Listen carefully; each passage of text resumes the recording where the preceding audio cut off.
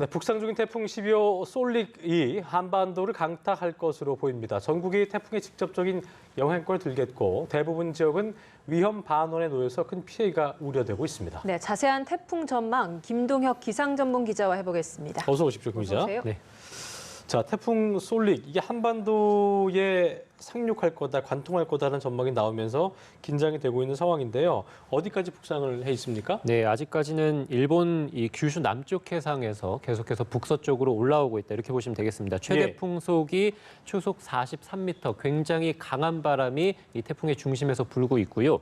강풍 반경이 380km입니다. 그래서 굉장히 큰 태풍이고 한반도를 완전히 뒤덮을 만한 그렇게 중형급의 강도는 강한 그런 태풍이라고 보시면 되겠고 앞으로 계속해서 북서쪽으로 올라와서 한반도에 근접할 것으로 보이기 때문에 사실상 이 태풍이 한반도에 직접적인 영향을 준다. 여기까지는 사실이다. 이렇게 보시면 될 것 같습니다. 태풍의 어쨌든 예측 진로는 계속해서 서쪽으로 이동을 하고 있습니다. 그래서 당초 대한해협을 지나갈 것이다라는 예보에서 지금은 이 한반도 이 서쪽 지역을 관통할 것이다라는 전망까지 나와 있기 때문에 어쨌든 계속해서 태풍의 예측 진로가 서편화 중이다라고 볼 수 있겠고요. 이 태풍의 강도가 굉장히 강합니다. 그래서 한반도 주변의 이 해수 온도, 그러니까 바닷물의 온도가 굉장히 높기 때문에 태풍의 세력이 유지된 채로 한반도 근처까지 계속해서 올라오겠고 제주에 근접할 때까지도 이 태풍은 중형급의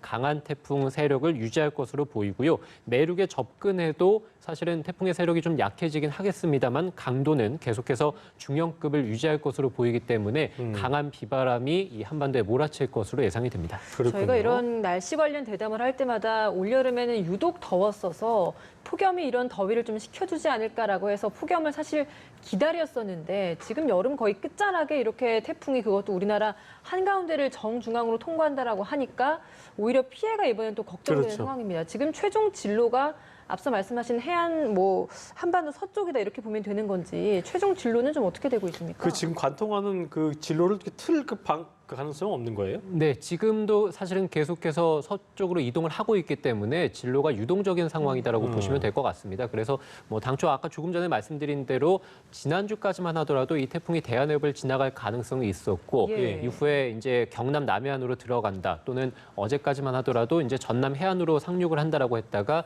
지금은 조금 후에 또 말씀을 드리겠습니다만 서해상을 따라서 북상할 것으로 보이거든요. 그래서 태풍의 진로가 계속해서 시간이 갈수록 서쪽으로 이동을 하고 있다 이렇게 보시면 될 것 같고 어쨌든 지금까지 나온 기준으로 본다면 이 태풍은 이 제주에 내일 밤에 가장 근접할 것으로 보이고요. 네, 지금 그래픽을 통해 보시는 것처럼 목포는 목요일 아침에 가장 근접을 하겠고 다만 목포 쪽으로 그러니까 전남 해안으로 상륙하는 것이 아니라 서해상을 따라서 계속 북상을 한 이후에 이 목요일 저녁쯤에 충남 지역으로 상륙할 것으로 보입니다. 그래서 충남에 들어간 이후에는 금요일 새벽에 수도권 지역을 지나갈 것으로 보이고요. 이후에 금요일 아침이 되면 강원도까지 지나간 이후에 금요일 오전 중에 이 동해상으로 빠져나갈 것으로 보입니다. 그래서 당초 오늘 아침까지만 하더라도 전남 해안에 상륙해서 호남을 지나서 충청을 지나서 강원도 쪽으로 간다라고 예보가 됐었는데 오늘 지금 10시에 나온 예보, 그러니까 가장 최신 예보를 본다면은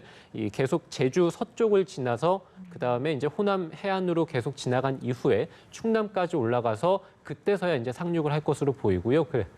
그래서 이제 충청을 지나서 수도권을 지나서 강원도를 지나서 동해상으로 빠져나가는 그러니까 해상에 머무는 시간이 조금 더 길어졌다 이렇게 보면 될 것 같고요. 저희가 그 그래픽 화면을 보면 보통 이제 태풍이 이런 방향으로 계속 돌잖아요. 네네. 그렇다 보니까 반시계 방향이죠. 이게 서쪽으로 조금씩 이동을 한다라고 하더라도 이게 이렇게 꺾이다 보니까 한반도는 피해갈 수 없다라고 봐야 되는 것인지. 그렇습니다. 사실은 이 태풍의 가장 위험한 것은 많은 분들이 알고 계시겠지만 이제 오른쪽입니다. 아무래도 한반도 주변으로 부는 이 서쪽으로 부는 그런 바람이 더해지기 때문에 강풍이 굉장히 위험한 지역이 바로 이 태풍의 오른쪽이라고 볼 수 있겠는데요. 태풍이 계속해서 서쪽으로 이동한다는 것은 결국 한반도의 많은 지역들이 계속해서 태풍의 오른쪽에 놓이게 되는 것이죠. 그래서 목포 쪽에 들어가는 것보다 서해상을 지나서 충남이나 수도권으로 들어간다면 많은 시간 동안 이 한반도의 서쪽 지역이 태풍의 오른쪽에 놓이기 때문에 강풍 피해가 클 수밖에 없습니다. 그래서 당초 예상대로라면 목포 쪽에 만약에 들어가게 된다면 이 예. 태풍이 가지고 온 많은 수증기가 지형적인 영향으로 인해서 이 수증기가 공기 중에 뿌려지게 되기 때문에 많은 비를 쏟아내게 되거든요. 예. 다만 이렇게 되는 경우가 아니라 해상에 계속 머물면서 북상을 하게 된다면 아무래도 강수량은 조금 조정될 가능성, 그러니까 비는 조금 덜 내릴 가능성은 있겠습니다. 물론 뭐 태풍이 올라오기 때문에 많은 비가 내리겠습니다만 당초 예상보다는 줄어들 가능성은 있겠습니다만 계속해서 이제 한반도의 서쪽에 태풍이 놓이게 되기 때문에, 그러니까 한반도의 많은 지역이 태풍의 오른쪽에 놓이기 동쪽에, 때문에 예. 그렇습니다. 그렇기 때문에 강풍 피해는 훨씬 더 커진다, 이렇게 보시면 그러니까 되겠습니다. 뭐 해상 쪽에 있다면 강풍 피해가 있는 거고 내륙 쪽으로 좀 더 들어오게 된다면 비 피해가 있는 거고. 그렇습니다. 그러니까 어제 기상청에서 예보를 내놓은 것은 제주 산간 지역이나 남해안 지역에 400mm가 넘는 굉장히 큰 폭우가 쏟아진다라고 예상을 했던 거는 이 태풍이 제주를 관통할 것으로 봤습니다. 그렇게 된다면 태풍이 들어갈 때 제주에 굉장히 큰 한라산이 있죠. 그러면 이 태풍의 많은 수증기들이 이 한라산에 부딪히면서 비구름이 폭발적으로 발달하게 되거든요. 그래서 제주 산지 지역을 중심으로 해서 400mm, 또 남해안 지역도 역시 마찬가지로 지형적인 효과가 굉장히 큽니다. 그렇기 때문에 태풍이 남해안으로 들어가게 된다면 역시 가지고 온 많은 수증기를 이 남해안에 뿌리게 되면서 많은 비를 쏟아내게 되는데, 지금 말씀드린 대로 10시 최신 예보대로 이 내륙 쪽으로 들어가는 것이 아니라 해안을 통해서 계속해서 충청 지역까지 올라간다는 것은 비를 뿌릴 여건이 형성이 되지는 않는 거죠. 다만 이 말씀드린 대로 태풍이 한반도의 왼쪽에 놓이기 때문에 계속해서 이 강풍 피해가 더 크게 발생할 수밖에 없습니다. 그렇군요. 뭐 유동적이기 때문에 아직까지 좀 변수가 남아 있는지 이것도 봐야 될 것 같은데, 제주 지역에 접근하기 전까지 뭐 어떤 좀 남은 변수들이 있습니까? 네, 아무래도 지금 말씀드린 대로 이 태풍의 진로를 결정하는 것은 역시 이제 북태평양 고기압, 많은 분들이 또 들어보셨을 텐데요. 이 일본 쪽에 중심을 둔 고온다습한 공기입니다. 이곳의 가장자리를 따라서 태풍이 현재 이동을 하고 있는데, 지금 한반도의 폭염이 월요일부터 다시 시작이 됐죠. 바로 이 고온다습한 공기덩이가 한반도를 완전히 뒤덮고 있기 때문입니다. 이것이 계속해서 서쪽으로 확장을 하고 있기 때문에 태풍도 이 고온다습한 공기에 밀려서 서쪽으로 이동을 하고 있는 것이거든요. 예. 그래서 지금 예상은 계속해서 고온다습한 공기덩이가 서쪽으로 확장을 더 할 것으로 보입니다. 따라서 10시 예보대로라면은 충남 지역에 들어가서 수도권을 지나서 강원도를 지나서 동해상으로 빠져나가는 것인데, 계속해서 서쪽으로 더 확장된다면 고온다습한- 밀릴 수도 있겠네요. 그렇습니다. 그렇게 된다면 아무래도 이제 서해상을 따라 북상을 해서 수도권으로 들어올 가능성도 있겠고요. 아니면은 북한 쪽으로 북한 들어가거나 아니면 중국 북부 쪽까지 북상을 해서 들어갈 가능성도 아직까지는 열려 있습니다. 그래서 조금 후에 또 말씀을 드리겠습니다만, 이번 태풍이 이제 과거와 어떤 유사한 태풍들이 있으면 아무래도 뭐 피해 어떤 게 대비를 있어요? 예, 할 수 있을 것 과거 중에? 같은데, 예. 지금 10시 예보대로라면은 2010년에 태풍 그 곰파스를 들 수 있을 것 같습니다. 아무래도 제주 이 서쪽을 지나서 계속해서 서해상으로 들어가서 이제 이 수도권으로 지나갔거든요. 관통을 하게 됐습니다. 그래서 가장 유사한 태풍이다라고 볼 수 있을 것 같고요. 2010년의 태풍 곰파스는 이제 강화도에 상륙한 태풍이 되겠는데요. 사상자가 이제 5명이 발생했고 1,600억 원의 피해를 남겼습니다. 그래서 굉장히 큰 이 재산 피해를 남긴 태풍이 바로 태풍 곰파스라고 보면 될 것 같고. 그리고 그 우면산 붕괴했던 건 어떤 태풍이죠?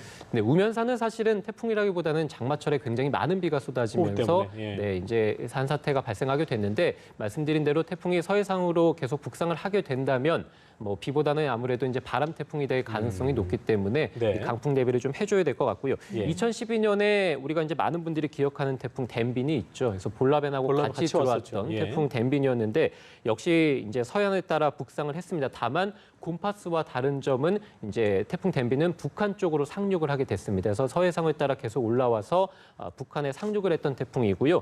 볼라벤하고 댐빈이 거의 동시에 왔습니다. 그래서 재산 피해액이 6천억 원가량 발생했습니다. 강풍 엄청나군요. 피해가 예. 굉장히 크게 발생했던 태풍이 바로 또 태풍 댐빈이었습니다.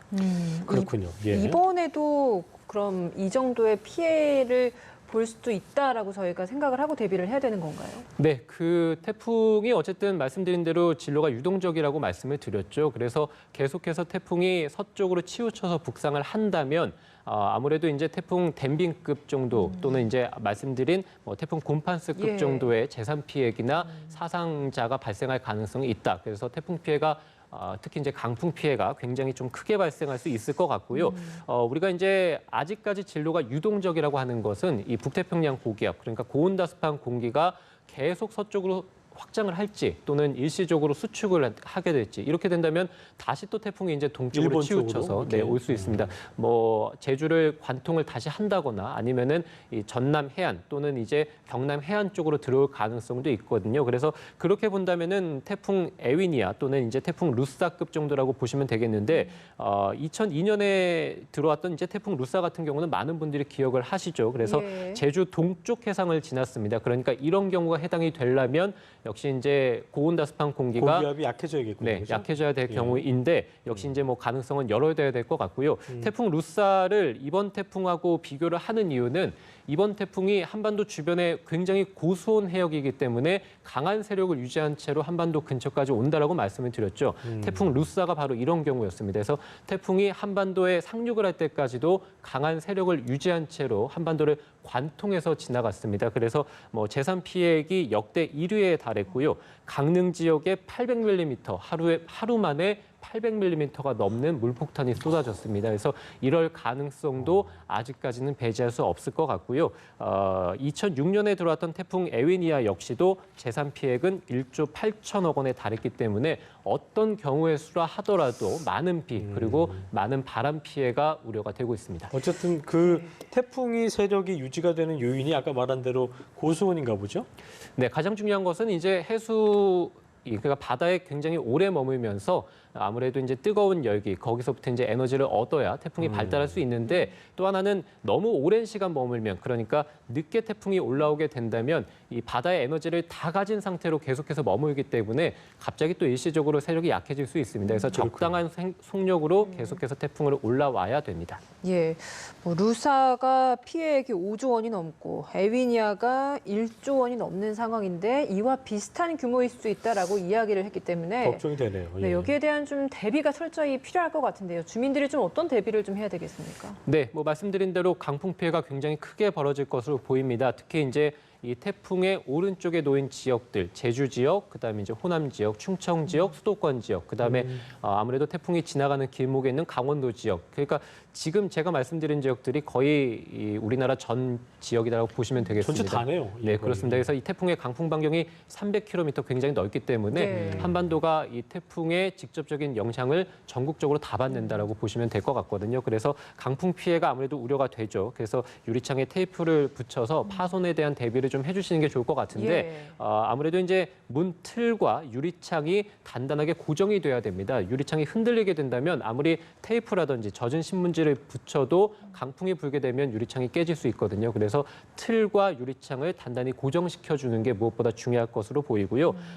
강풍이 아무래도 발생하게 된다면 이 야외에 나갔을 때 간판이나 이런 것들이 떨어지거나 또는 날아갈 확률이 굉장히 높기 때문에 야외를 나가셨을 때 좀 주의를 해주시고 가급적이면 태풍주의보, 태풍특보가 발표가 됐을 때는 야외에 머무는 시간을 좀 줄여주시는 게 무엇보다 또 중요하겠습니다. 또 예. 집 주변에 날아갈 물건이 있다면 단단히 그러니까요. 고정을 해주시거나 미리 좀 대비를 해주시는 게 좋겠고 이 많은 비가 좀 쏟아질 수 있기 때문에 산사태가 발생할 가능성이 높습니다. 그래서 제주 지역, 그다음에 호남 지역, 수도권 지역을 중심으로 해서 또 많은 비가 쏟아질 수 있기 때문에 대피 지역을 좀 미리 알아두시는 것 이런 것도 중요할 것으로 보이고요.